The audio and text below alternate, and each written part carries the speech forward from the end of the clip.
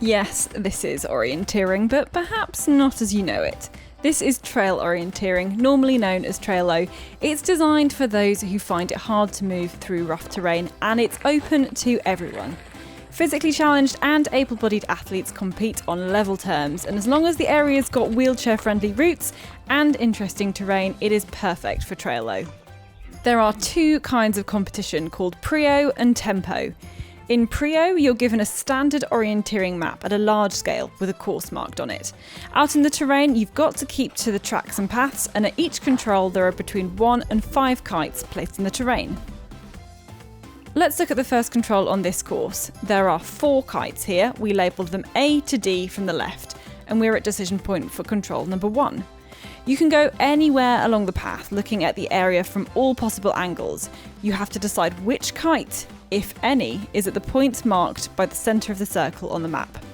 So starting at a marked decision point, you then record your answer on a punch card or through electronic punching. There has to be one single decision point because sometimes the order of seeing the kites changes as you walk back and forth along the track. The description for control 1 in symbols is southern fence east corner.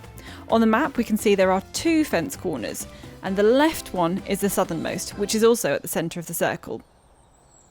So yes, the correct answer is A. You punch in box A against control number 1. Here's an alternative start to this course. Which kite is correct this time? Both kites C and D fit the description fence southeast side, but you can see that D is placed where there is the right hand end of the building on the other side of the fence, whereas C is just that little bit further along to the left, so D is correct. You might have to walk along the track from the decision point to really clearly see this. The maps used for Trail-O have standard symbols and control descriptions. In Trail-O, the second column of the control descriptions shows the number of kites visible at each control, so here it's A to D. Here's another control, this one a little bit harder.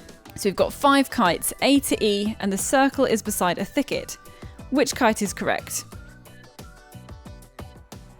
Have a look at all the detail. The correct answer is B. Here's a new circle position a little bit further away, so look carefully again at the map and the terrain. There is no kite at the centre of the circle, so the answer you give is Z or 0. Now we're moving a kite to the spot shown on the map. Some courses have only A or Z problems, with 1 kite only for each circle on the map.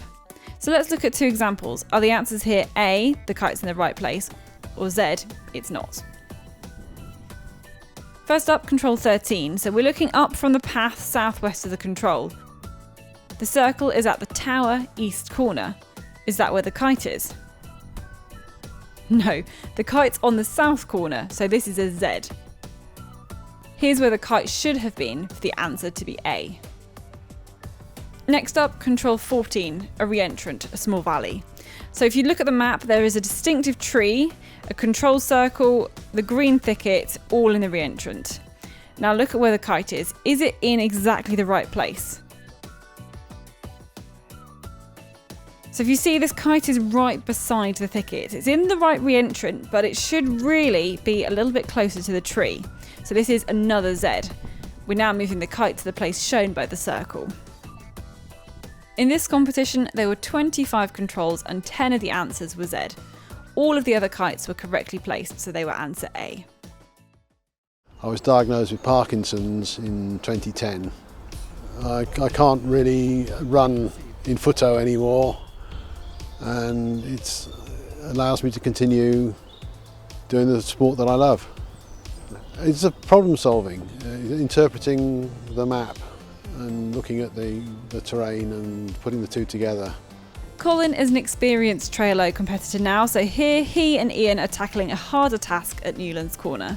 Detailed contour and rock terrain is really challenging, and a good course planner can create some really tricky tasks for the competitor. Circle 3 is over a little reentrant on the side of a bigger valley. Can you try and pick this out in the terrain? You've got to remember though that a Z answer is also possible. So kite E is at the head of the big valley, D is just in a little dip to the left, so that is the right one. The circle for control 4 is on a spur. Looking carefully at the map and then the terrain, I can line up the 3 spurs on the map with the 3 spurs in terrain. And I can see that the correct spur has a kite on it. So the answer is A. A difficult Prio course normally has between about 15 and 25 controls.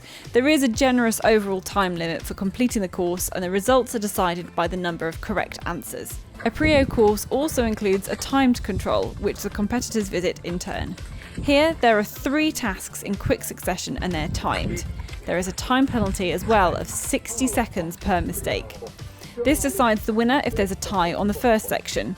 And the really very best athletes in Prio can achieve full marks, so this timed control can be really decisive.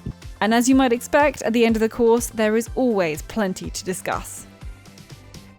Now look at the tempo. This is a sprint form of the sport. In tempo, you compete at a series of stations where you can see 6 flags in the terrain in front of you.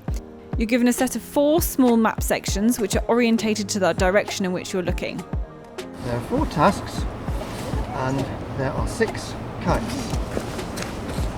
Alpha, Bravo, Charlie, Delta, Echo and Foxtrot. Your time starts now. Foxtrot.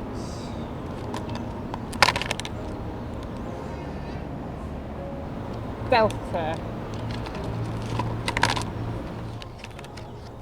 Alpha.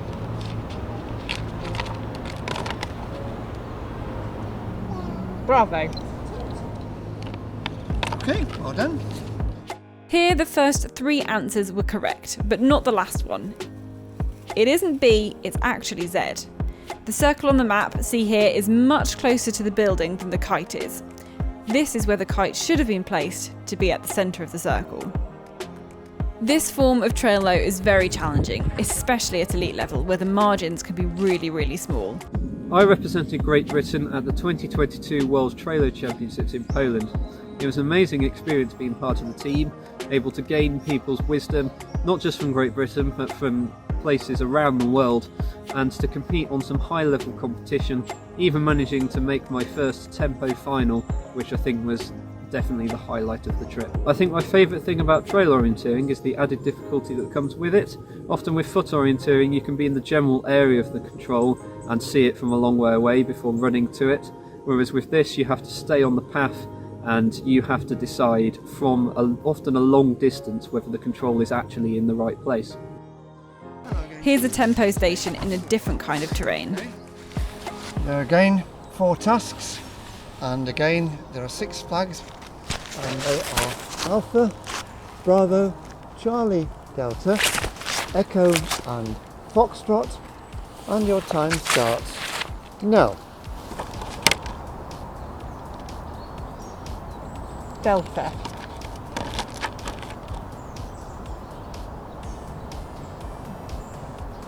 Zero.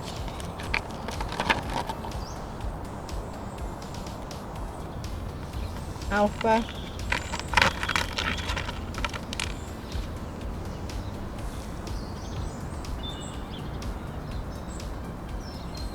Foxtrot.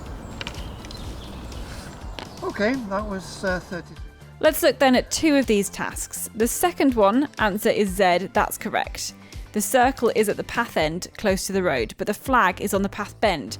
This is difficult but not impossible to see at this distance away. But the last answer is wrong. It should also be Z. The circle is in line with the end of the house behind the fence, but the flag is further to the east.